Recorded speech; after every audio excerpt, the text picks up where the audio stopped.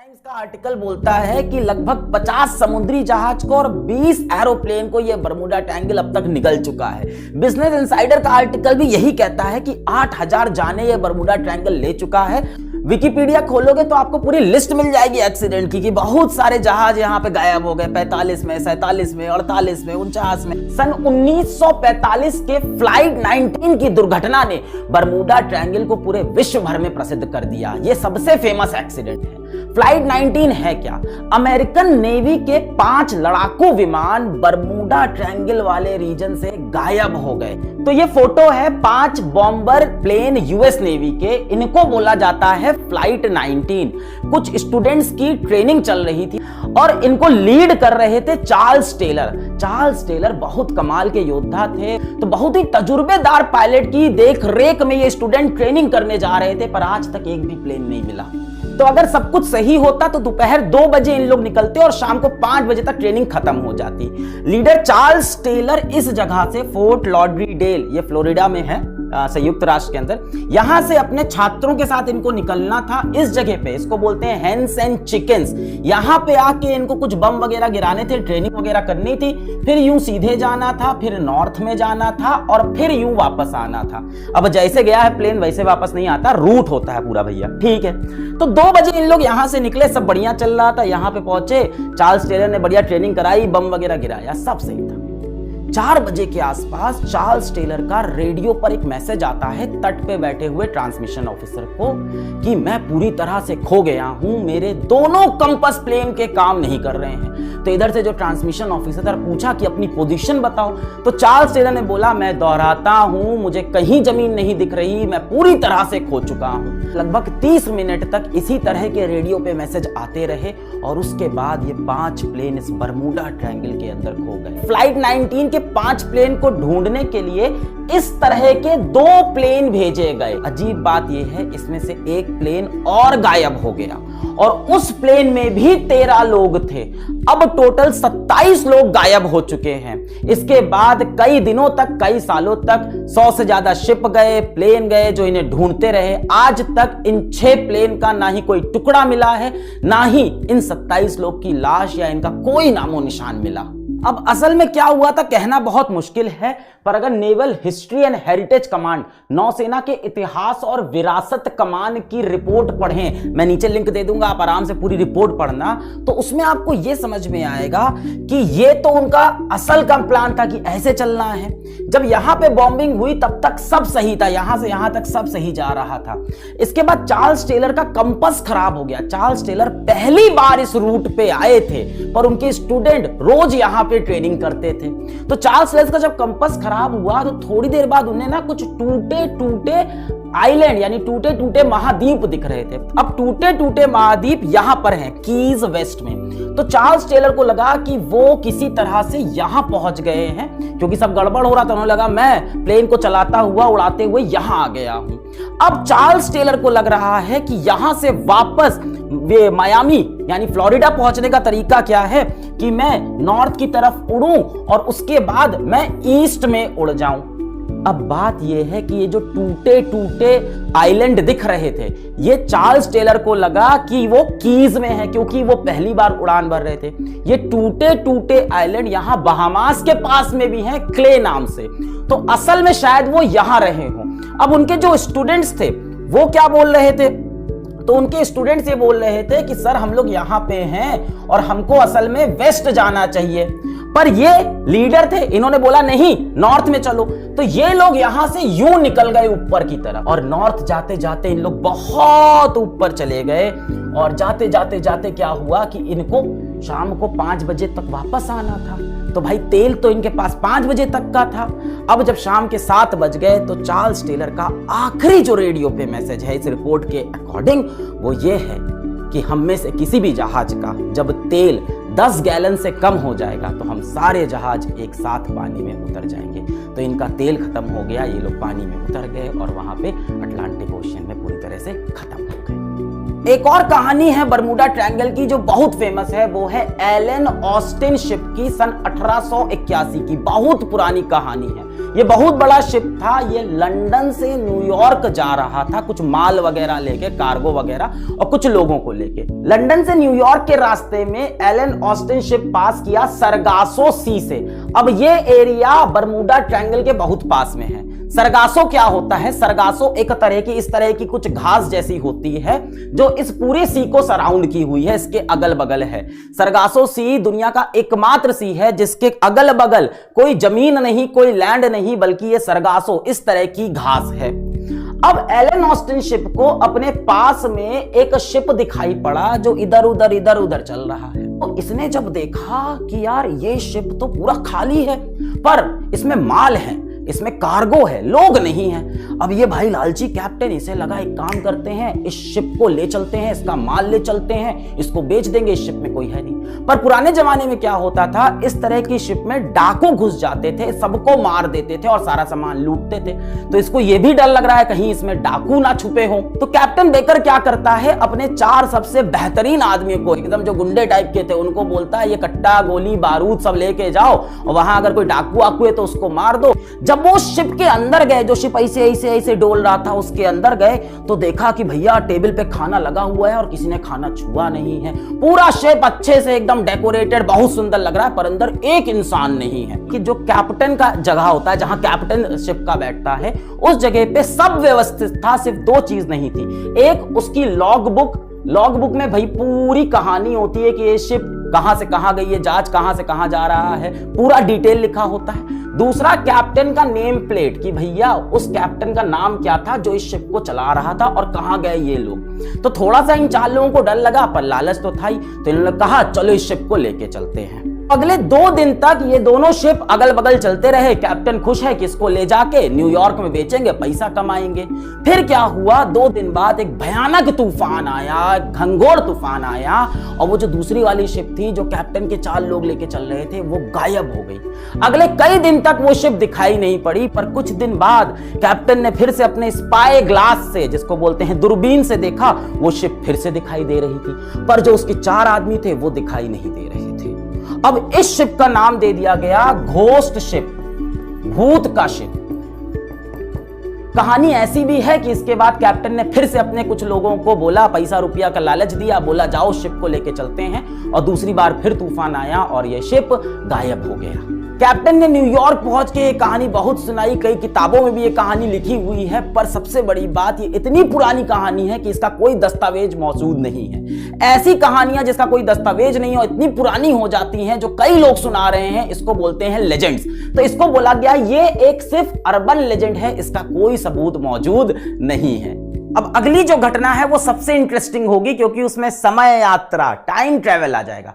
सन 1970 की बात है। ब्रूस गेर्नन नाम के व्यक्ति एक बहुत ही बढ़िया बिजनेसमैन है और बहुत ही बढ़िया पायलट भी है ये। तो इनकी ना आदत थी बरमूडा ट्रायंगल वाले रीजन में ट्रैवल करने की। ये एंड्रोज आइलैंड से मियामी, मियामी से एंड्रोज आइलैंड इनके लिए रोज की बात थी, और बहुत बढ़िया पायलट थे, खुद ही से अपना जहाज चलाते थे। अमीर आदमी भी थे, जहाज भी था इनके पास, बीच क्राफ्ट बोनांजा नाम का 6 सीटर जहाज होता है, $4 मिलियन का होता है, 3 करोड़ रुपए का, बहुत महंगा होता है। तो ये देखो बरमूडा ट्रायंगल के अंदर वाले रीजन में ये बहुत ट्रैवल करते थे, और एंड्रोज से मियामी जाने में इनको समय लगता था 90 मिनट। अब भाई जो रास्ता रोज का होता है वो तो नपा होता है ना कि इसमें इतना ही समय लगना है, तो इनको 90 मिनट के आसपास हमेशा लगता था। पर 8 दिसंबर 1970 को ये अपने बिजनेस पार्टनर और अपने पिताजी के साथ इसी जहाज से उड़े। इस दिन कुछ अजीब हुआ, जैसे ही ये थोड़ा सा ऊपर उड़े, सामने इनको काला घना बादल दिखा जो कि बड़ा होने लग रहा था। ये इनके पास कोई ऑप्शन नहीं था, तो ये घुस गए उस काले घने बादल में, और वो बादल खत्म ही नहीं हो रहा है। एक घना काला बादल खत्म हुआ तो दूसरा काला घना बादल, एकदम अंदर अंधेरा था। थोड़ी देर बाद अंदर बिजली भी चमकने लगी, पर ये आम बिजली नहीं थी, अलग तरह की बिजली थी। बारिश नहीं हो रही है, बारिश वाली नहीं, ऐसे ही बिजली चमक रही, बहुत कड़कदार बिजली चमक रही है। ऐसा चलता रहा लगभग 30 मिनट तक, और लास्ट में अंत में उन्हें एक सुरंग दिखाई पड़ी। उस बादल के अंदर से सुरंग थी जो बंद होती जा रही थी, और वो उसके अंदर से निकलने की पूरी कोशिश कर रहे थे कि बंद होने से पहले निकल जाएं। किसी तरह से वो उस सुरंग से बाहर आए अपना जहाज लेके, और चैन की सांस ली कि चलो मैं बच गया। पर यहां से कहानी शुरू होती है। जब वो पहुंचे मियामी, तो उन्होंने देखा कि इस बार उनको मियामी पहुंचने में सिर्फ 47 मिनट का समय लगा। उन्होंने अपना तेल भी चेक किया कि भाई ऐसा क्या है, तेल का क्या कहानी, तो देखा तेल भी कम खर्चा हुआ था। हमेशा जितना तेल भी खर्चा नहीं हो, तेल भी कम खर्चा हुआ है। तो उन्हें ऐसा लगा कि कहीं हम किसी वार्म होल वगैरह से टाइम ट्रेवल तो नहीं कर लिए हैं। अब देखो, आप ये कहोगे कि ऐसा हुआ होगा सर, उन्होंने स्पीड अपनी बढ़ा ली होगी, बहुत तेजी से चले गए होंगे, इसलिए समय कम हो गया होगा। अब इसके बाद मैथ्स लगाते हैं तो कैलकुलेशन दिखाती है 83 मिनट से कम में आप एंड्रोस आइलैंड से मियामी इस जहाज से पहुंच ही नहीं सकते। किसी और जहाज से पहुंच सकते हो जिसकी स्पीड और ज्यादा हो सकती है। इस जहाज का जो कांटा है वो लाके 290 किलोमीटर पर आवर पे खत्म हो जाता है और पेट्रोल भी कम खर्चा हुआ है। तो क्या हुआ जिसकी वजह से ये कम समय में पहुंच गए, इसके बारे में थोड़ी देर बाद हम बात करेंगे जब आपको हेक्सागोनल क्लाउड बताएंगे। तो ये जो व्यक्ति हैं विंसेंट गद्दीज, इन्होंने ही नामकरण किया था बरमूडा ट्रायंगल का।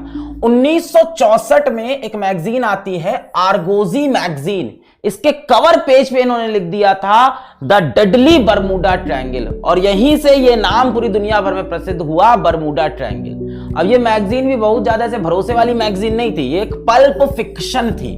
पल्प फिक्शन मतलब वो सस्ती मनोहर कहानियां, देखिए कि नहीं यार इस तरह की किताबें जो बड़े लोग बोलते हैं घर में नहीं पढ़नी है, छुपा के रख देते हैं कहीं, है ना, बिस्तर के नीचे दबा के रख देते हैं, वो वाली कहानियां जो बच्चों को छुपाई जाती है और जिसमें मनोहर कहानियां, फिक्शन स्टोरी है भैया ये। और सबसे बड़ी बात भैया, इसके ऊपर गाने भी गाए गए हैं। आपको एक गाना सुनाते हैं।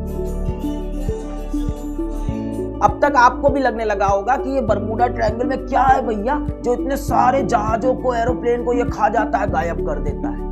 तो कुछ लोग ऐसा मानते हैं कि यहाँ समुद्र के अंदर एक बहुत बड़ा ड्रैगन है, एक राक्षस रहता है अंदर, जो बाहर निकलता है ऐसे आके जहाज को खा के अंदर चला जाता है। बताइए, ऐसी फालतू बातें हो रही है। कोई बोलता है कि ये एलियनों का काम। अच्छा, एक और कहानी है, वो है सिटी ऑफ अटलांटिक की, यानी अटलांटिक सागर के नीचे एक शहर बसता है जिसमें इंसान नहीं रहते, फिशमैन रहते हैं। ऐसे लोग जिनकी आधी बॉडी, आधा शरीर मछली का, आधा शरीर इंसान का, है ना। एक्वामैन वगैरह मूवी देख के इंस्पायर्ड कहानी है। और यहाँ पे वो रहते हैं और ऊपर आते हैं और पूरा का पूरा जहाज ले जाते हैं, इंसानों को ले जाते हैं, नीचे गुलाम बना के यहीं रहते हैं अंदर। तो ये सब बकवास कहानियां हैं। अब मैं आपको बताता हूँ कि असल में क्या होता है। तो बरमूडा ट्रायंगल जैसी भयानक जगह पे जहाँ कोई जहाज नहीं बचता है, कोई एरोप्लेन नहीं बचता, क्या कोई जहाज अब वहां जाता भी होगा? कोई एरोप्लेन जाता होगा? नहीं, उसके दूर दूर से निकल जाता होगा। ऐसा ही लग रहा है ना। अब दिखाते हैं।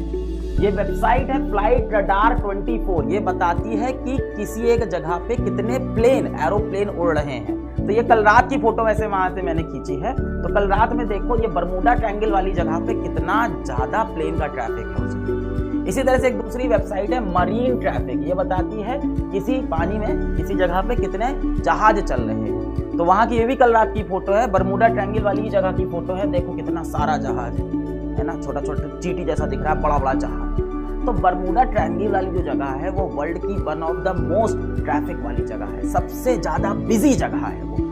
अब यार जहां सबसे ज्यादा बिजी होगा, जिस चौराहे पे सबसे ज्यादा ट्रैफिक लगेगा, जाहिर सी बात है वहां सबसे ज्यादा एक्सीडेंट होगा। और ये एक्सीडेंट इधर बीच नहीं हुए हैं, सब पुराने जमाने के एक्सीडेंट है, अब बहुत कम होते हैं। अरे पहले कोई आधुनिक टेक्नोलॉजी ही नहीं थी, ना रडार सही से बना था, ना सोनार सही से बना था, कोई इक्विपमेंट नहीं था, और ट्रैफिक इतना ज्यादा, तो एक्सीडेंट तो होना ही होना था। यही एकमात्र सबसे बड़ा रीजन है बरमूडा ट्रायंगल वाले रीजन में इतने एक्सीडेंट होने का, क्योंकि यहां सबसे ज्यादा ट्रैफिक लगता है। राष्ट्रीय समुद्री और वायुमंडलीय संचालन की जो संस्था है वो कहती है जहां जहां इतना ट्रैफिक होता है वहां वहां इतने एक्सीडेंट तो होना ही होना है। इसके साथ साथ यूनाइटेड स्टेट्स कोस्टल गार्ड की जो वेबसाइट है वो कहती है कि भाई बरमूडा ट्रायंगल विश्व की 10 सबसे खतरनाक पानी वाली जगह में से एक नहीं है। इससे ज्यादा एक्सीडेंट और जगह पे हो रहे हैं, यहाँ एक्सीडेंट कम है, बस इसके बारे में कहानियां बहुत सुनाई गई। बरमूडा ट्रायंगल पे इतनी ढेर सारी दुर्घटना इसीलिए हुई क्योंकि वहां सबसे ज्यादा ट्रैफिक था और पहले कोई टेक्नोलॉजी भी नहीं थी। इसके सिवा विज्ञान ने भी कुछ और चीजें बताई हैं, सुनते हैं। अटलांटिक महासागर में जिस जगह पे बरमूडा ट्रायंगल है उस जगह पानी के नीचे बहुत सारे ज्वालामुखी हैं। ये ज्वालामुखी अचानक से फट जाते हैं और ढेर सारी गैस निकलती है। अब इस गैस में मीथेन गैस बहुत ज्यादा होती है, तो ये मीथेन गैस के ऐसे बुलबुले बनकर ऊपर पहुंचते हैं पानी में। तो ये पानी से मिलके इस जगह की डेंसिटी कम कर देते हैं, पानी की घनत्व पानी का कम हो जाता है। और ये जहाज बना था पानी की डेंसिटी में तैरने के लिए, पानी की डेंसिटी में चलने के लिए। अब यहाँ तो मीथेन का बबल मिल गया तो डेंसिटी कम, तो ये जहाज अंदर डूब जाता है। इसका एक कारण ये भी हो सकता है कि बरमूडा ट्रायंगल वाली जगह पे समुद्र के नीचे कुछ पहाड़ियां भी होती हैं अब जगह जगह पे समुद्र कितना गहरा है ये पता ही नहीं चलता। अब एक जहाज यहाँ से आया इस तरह से और इस पहाड़ी से टकरा गया, अंदर चला गया। तो ये जो समुद्र के अंदर पहाड़ियां होती हैं इनको रिजेस कहा जाता है ना। इस तरह से देखो समुद्र के नीचे पहाड़ियां। अब पुराने जमाने में सोनार की टेक्नोलॉजी बहुत अच्छी नहीं थी। सोनार से पता चल जाता है समुद्र किस जगह पे कितना गहरा है, कहाँ समुद्र के नीचे पत्थर है, कहाँ पे पहाड़ है। पहले पता नहीं चलता था तो टकरा जाते थे जहाज और इस तरह से पलट जाते थे, इस तरह से गिर जाते थे। बरमूडा ट्रायंगल वाली जगह की जब सैटेलाइट से फोटो ली गई तो दिखा कि वहां आसमान में हेक्सागोनल बादल है, 6 साइड वाला बादल, हेक्सागोनल क्लाउड, मधुमक्खी के छत्ते जैसे दिखने वाला बादल। ऐसा बादल आपको शनि ग्रह के ऊपर भी दिखता है। हेक्सागोनल क्लाउड आपको शनि ग्रह पे भी मिलता है। इसमें ना बहुत तेज तेज हवा चलती है, इतनी तेज हवा चलती है कि लोग बोलते हैं इसमें एयर बम है ना, हवा का बम है इसके अंदर। बहुत तेज तेज इसके अंदर हवा चलती है, बहुत तेज गति से, लगभग 100 मील प्रति घंटा की गति से इसके अंदर हवा चल रही होती है। अब जब कोई एरोप्लेन बरमूडा ट्रायंगल के ऊपर से जा रहा होता है तो इस हेक्सागोनल बादल में फंस जाता है जो इसको ऐसे करके एकदम कचर के तोड़ देता है और प्लेन गिर जाता है समुद्र के अंदर। अब मान लो हवा ऐसे ऐसे ऐसे ऐसे चल रही, कोई प्लेन इस हवा की विपरीत दिशा में आया, मान लो हवा ये जा रही है, ये इसकी विपरीत दिशा में आया तो टूट के नीचे गिर जाएगा। पर कोई एरोप्लेन इस हवा की दिशा में आया तो उसको आगे ये धक्का दे देगी। अब धक्का दे देगी तो ये प्लेन जल्दी पहुंच जाएगा। याद करो वो ब्रूस गैर्नॉन वाली कहानी जहां उसने कहा था उसने समय यात्रा कर ली, समय से पहले पहुंच गया था, 47 मिनट में पहुंच गया था, 90 मिनट पहुंचना था। तो हुआ क्या होगा, हेक्सागोनल क्लाउड ने उसको ऐसे धक्का दे दिया और वो पहुंच गया। बरमूडा ट्रायंगल वाली जगह पे बहुत सारा समुद्री तूफान और चक्रवात भी आता है। इसका कारण यह है कि यहाँ पे जो पानी है इसका तापमान थोड़ा ज्यादा होता है। जहां पानी का तापमान ज्यादा होता है वहां पे चक्रवात आने की संभावना ज्यादा होती है। तो ये चक्रवात यहाँ पे बनता है, इस तरह से देखो बनता है, और इस चक्रवात में बहुत सारे पानी के जहाज फंस जाते हैं और टूट कर नीचे गिर जाते हैं। अब मॉडर्न समय में रडार की टेक्नोलॉजी है तो वो बता देती है कि वहां पे चक्रवात आने की संभावना है, उधर से मत जाना, और अब वहां पे जहाज का इतना एक्सीडेंट नहीं होता। पर विश्व में और भी जगहें हैं जहां पे बरमूडा ट्रायंगल जैसे ट्रायंगल है और यहाँ भी इसी तरह की दुर्घटनाएं होती हैं। जैसे जापान के पास में है ये ड्रैगन्स ट्रायंगल। ये ड्रैगन्स ट्रायंगल है पैसिफिक महासागर में। और सबसे बड़ी बात, भारत के पास भी एक बरमूडा ट्रायंगल है। ओडिशा के पास में अमाडा एयर स्ट्रिप के पास में यहाँ पे भारत का बरमूडा ट्रायंगल इसको बोला जाता है। यहाँ पे भी बहुत सारे विमान की दुर्घटनाएं हुई हैं। इनकी वजह क्या है इसके लिए किसी और वीडियो में बात करेंगे। वैसे कोई भूत पिशाच एलियन इस तरह की कोई चीज नहीं है, सब में कहीं ना कहीं साइंस होती है और थोड़ी इंसान की गलती होती है, जैसी आपको आज की मेरी सारी कहानियों में पता चला होगा। आज के लिए इतना ही, हाथ जोड़ के धन्यवाद।